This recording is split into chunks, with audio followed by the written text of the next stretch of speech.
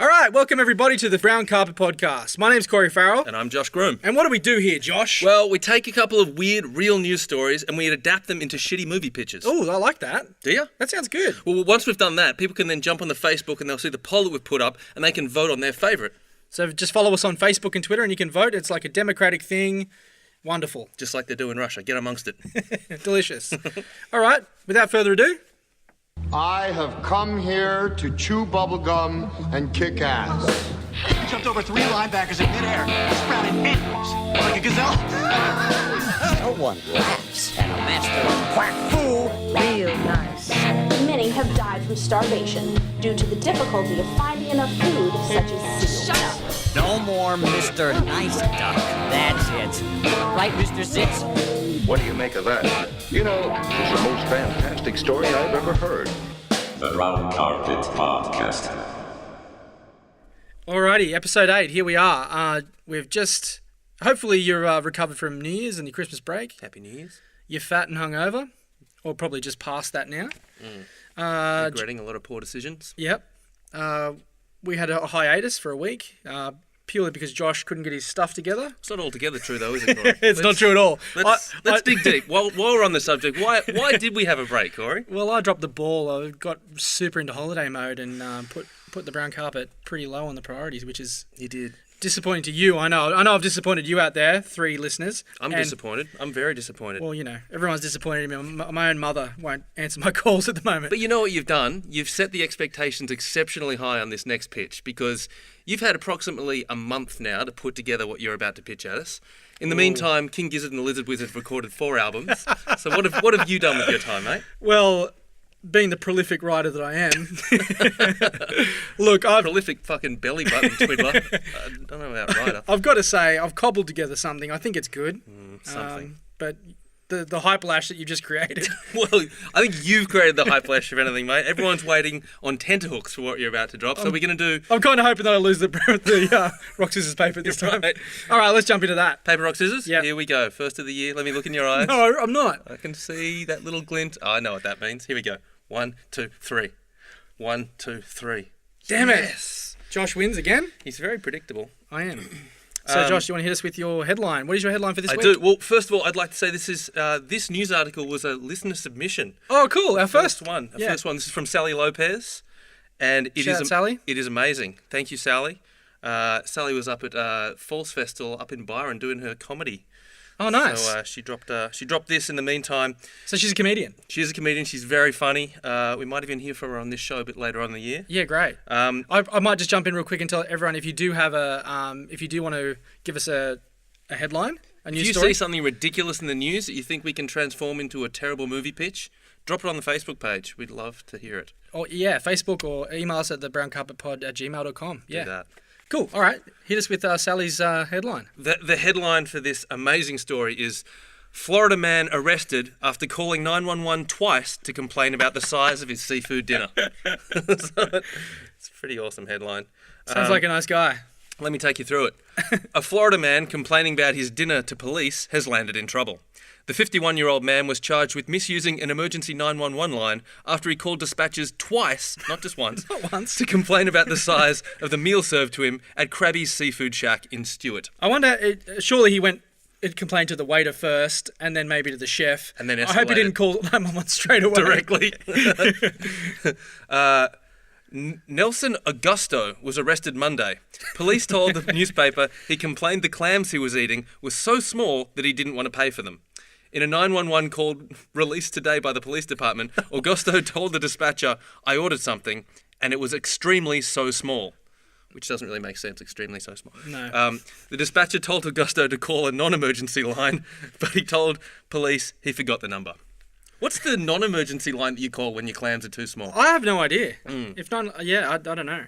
So anyway, Augusto was not taken to jail, but he is scheduled to appear in court in January. Rightly so. We'll keep you updated. All right, what magic have you woven? All right, well, the title of my film is Operation Steamy Clam. And this is the story of Dom Dreyfus, to be played by Ethan Hawke, Cool. otherwise known as Special Agent Number 8T5K-69. Okay. Does that mean anything? It will soon. Okay, cool. It will very soon. Dom is a highly trained professional killer, but he is completely unaware of it. Ah. By day, he is an extremely talented cruise ship Elvis impersonator, one of the world's finest. By night, he has delivered a simple text message to his mobile phone that awakens his sleeper state and initiates a relentless killing machine. The password is, "These clams are extremely so small." For the past 10 years, the FBI has executed over 400 assassinations using Dom. We get to see a blistering montage of his greatest hits. He uses pistols, knives, poison, strangulation, and has a habit of pushing victims off the side of the cruise ship. And he's unaware of he's doing it. He has no idea. It all happens by night, the second he gets that text message. These sequences are cut together with highlights of his Elvis performances to some of the King's greatest hits: Don't Be Cruel, Hound Dog, Heartbreak Hotel, Blue Suede Shoes, and All Shook Up. Now, Priscilla Gibbs, played by Halle Berry, is the bass player in his Elvis tribute band. Cool. One night after a show, she invites Dom to come see her other band, Shave Tauntaun. Dom arrives at the show late, and Priscilla's band. You like Shave Tauntaun? Yes. Thanks, Damo, for that one. Dom arrives at the show late. Priscilla's band are almost finished. When he walks into the club, the lead singer, played by Jack Black, thanks the crowd and announces that this will be their final song. They explode into an original funk metal song, "The Wind Beneath My Wookie." The guitar riffs are infectious, and Dom joins the mosh pit, bouncing to the drum beat. The solo drops, and Dom gets lifted up for a crowd surf across the pit. But as he does so, his phone drops out of his pocket. He doesn't notice, and he continues rocking out. After the show, Dom and Priscilla are sitting opposite each other at an all-night cafe. They are flirting heavily. Ooh. Priscilla's phone is lying on the table in between them, and Priscilla confesses to having had a crush on Dom since she joined the Elvis tribute band. It's getting electric. Yeah. A waitress, played by Lily James from Baby Driver. Have you seen Baby Driver? Oh, I haven't seen it. Oh my gosh, it's so good. Yeah. She brings the menus and asks if there's anything they'd like to eat. We flash cut to Dom's lost phone lying in the floor of the club. The screen is smashed. The club owner is sweeping up the discarded items of rubbish from the floor, and he sweeps Dom's busted phone into a pile. Suddenly the phone lights up. It's a text message. It reads, "These clams are extremely so small." Ooh. Back at the cafe table, Dom flinches as if a sudden migraine has just kicked in. So he doesn't have to even read the text. Wait for it, mate. It's coming. Don't get ahead of me. Okay. Priscilla asks him if he's okay. He nods, smiles, and shakes his head clear. They look down the menu. Dom runs his finger down the menu over the available dishes. His finger stops at steamed clams. Ooh, trigger. Flash cut to the lost phone. Another message. "These clams are extremely so small." Dom grabs the side of his head as if he was just stung in the face by a wasp. Priscilla looks scared now. She grabs him by the arm and grabs him by the arse. She grabs him by the arm and asks him what's wrong. He shakes it off. No problem. Let's order. The clams arrive, and Dom looks at the steamy bowl before him. Through the steam, Priscilla's phone lights up. It's a text message. "These clams are extremely so small." He looks up from the text. His eyes glaze over. Priscilla looks up from the text. She's confused. The waitress arrives back at the table. "Is everything okay with the clams?" Dom lifts a silenced pistol out from under the table. The screen cuts to black. Oh no. We hear a phone ringing. The emergency operator picks up. 911, what is your emergency? Dom speaks in a robotic monotone voice. "These clams are extremely so small." We hear one silenced gunshot fire, then the screams of panicked restaurant patrons before the line goes dead, beeping. The credits roll. So you don't know who he killed? You don't know who he killed. Oh, I like That's it. the mystery. I love it. He killed one person, one gunshot. It looks like a kind of I love those endings that are just, you want more, like a Coen Brothers ending or something, you know, like More clams. Clams. Yeah. Yeah. He wants more clams too. Yeah, he does want more clams. Yeah. So the tagline for the film is a little less conversation, a little more clams. Okay, Tying cool. with the Elvis. theme. Yeah, you got lovely. me. Soundtrack, obviously, it's mostly Elvis. Gotta be. And the original funk metal track performed by Jack Black and Shave Tauntaun, "The Wind Beneath My Wookie." Yep. I'm thinking budget-wise, we can do it for about $10 million. That's just to license all the Elvis stuff. Yeah. The King ain't cheap. I love it. Thanks, man. So can you run through the cast again quickly? All right, so our cast is, we have Ethan Hawke playing Dom Dreyfus. Yep. Halle Berry as Priscilla Gibbs. Lily James as the waitress. And does this all occur on a cruise ship as well? The front end, it mostly happens on a cruise ship, but then the back end is when they're ashore, when he goes to see a band at a club and city. And it ends perfectly for a sequel. I want to Yeah. Operation Steam Clam 2. Yeah. It's going to be good. Yeah. Hopefully we hear from that guy again so we can do a sequel. What happens to a guy? Yeah, cool. Nice one, man. All right. Secret agent man, secret agent man. They've given you a number and taken away your name. All right, mine. I don't know. There was a story circulating a while ago about a mad pooper, a jogger that was pooping on. I saw this. Yeah. Yeah. Well, it's come out again. Was it a lady taking shits and I think it was a lady. Yeah. Yeah, and they had video of her. Yeah, they caught her on camera. Disgraceful. Well, apparently there's a copycat mad pooper, or there's multiple mad poopers. So this kind of spurred this.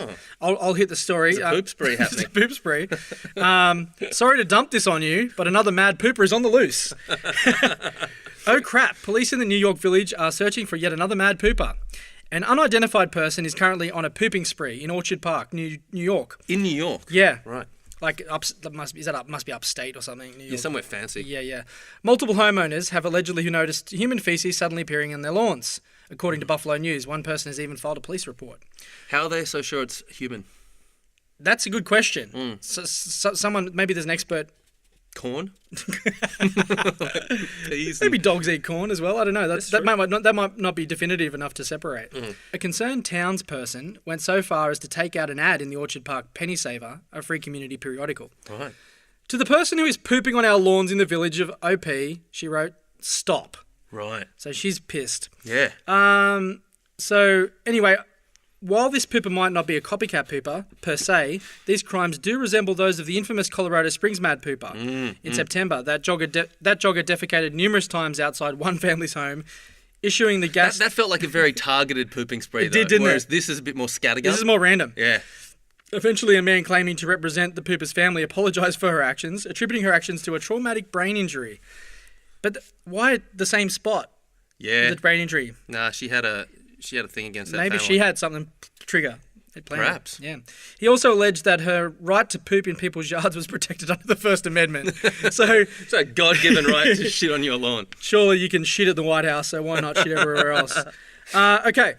So one title this week. Nothing worse than a public poo either. No. It's a horrendous situation when you've got no option. Yeah. Like a service station poo, that's pretty low. But like when you're outside, like grabbing a tree and squatting, it's not a good situation. It's not.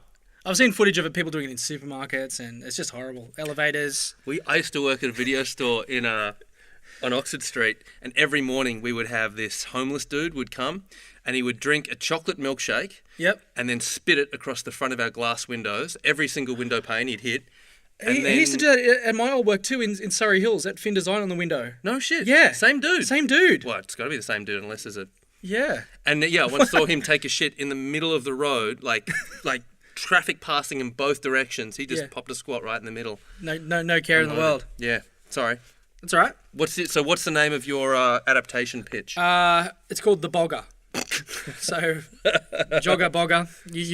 You get the connection. Did you base this on the original crime or the? Yeah. Okay, good. Yeah, I've carried it through. So this person is a serial person. One beautiful spring morning in Orchard Park, New York, we see a jogger running off without seeing his face. An older woman, played by Jamie Lee Curtis, steps out on her front lawn to pick up the morning paper. As she bends down to pick up said news rag, her eye catches the sun dancing off a large, steamy, human soft serve of a poo. She recoils in fear and runs back screaming into the house. 1 month later, the Orchard Chronicle receives encrypted letters written by the mad pooper calling himself the Bogger and taunting the police. Crime reporter Danny Moped, played by Mark Ruffalo, is not taken seriously by the other editors and is excluded from the initial details about the killings despite his interest in the case. Right.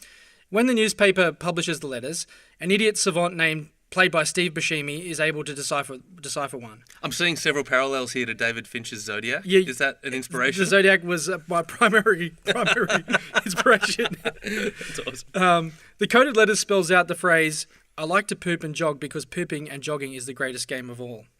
Yeah. The Bogger strikes again. A local man pulling into his house discovers a mystery turd sitting mockingly smack bang in the middle of his driveway. He screams, waking up the neighbours who rush out to see the scene.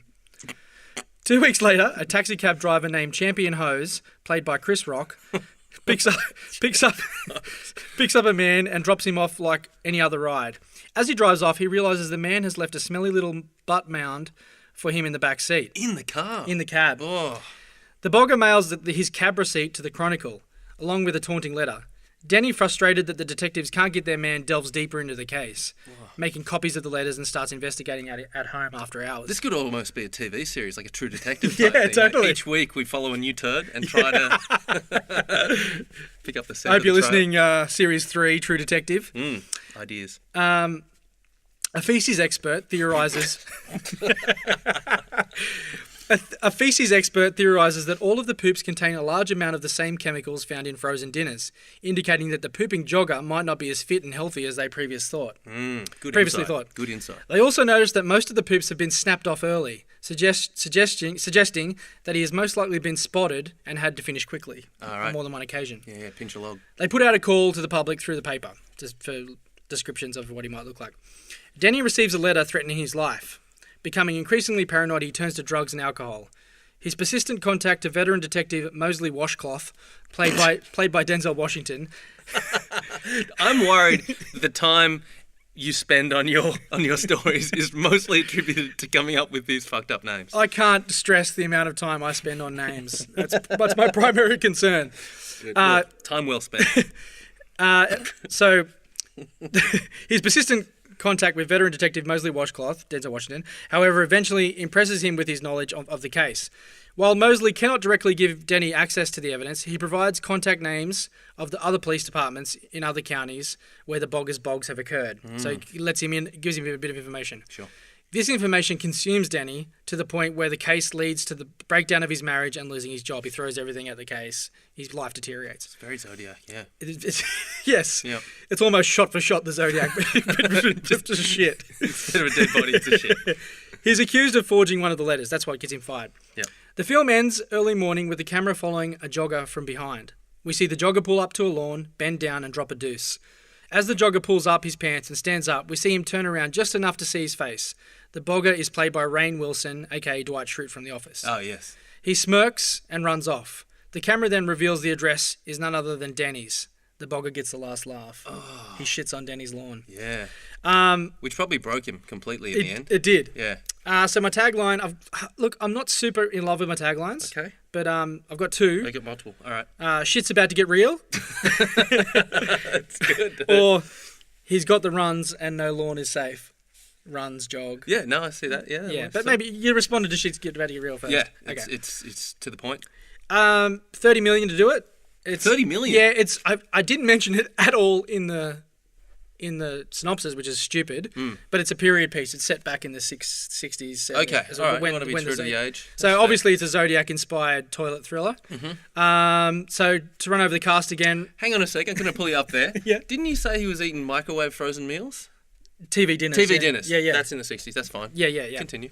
You're trying to find holes in my plot again. I am. I love it. I will pick holes. Cast as Rainn Wilson is the Bogger, Mark Ruffalo, Danny, Chris Rock, the cabbie, Jamie Lee Curtis, the victim, Denzel Washington, detective, and a little cameo from Steve Buscemi, the idiot savant. I got to say, Rainn Wilson is a stroke of genius casting. Yeah, because he looks like the Zodiac, couldn't be a like creepier Dwight with the glasses. Totally. The soundtrack is Nickelback because they're a shitty band. No other reason. Yeah, of course. Yeah. Shit music for a shitty film. Shitty film, yeah. Yeah, that's it. That's my story for the week. That's great. Yeah. That's really strong. You like it? Yeah. Yeah, cool. Yeah, a lot of depth there. Yeah, thank you. Water and fruit and running too. We all know these are good for you, but there's something else that they do. All come together to help you poo. Don't squeeze or strain or do it in a rush. I'm not going anywhere. Soon you will be finished, then you can flush. But not while I'm sitting on it. Where does your poo come from? Why does it stop? Stay in your bottom and not make plop. Plop. So there we go. That's our two films. We've got my film Operation Steamy, Clam, and Corey. My film The Bogger, the Zodiac thriller, toilet thriller.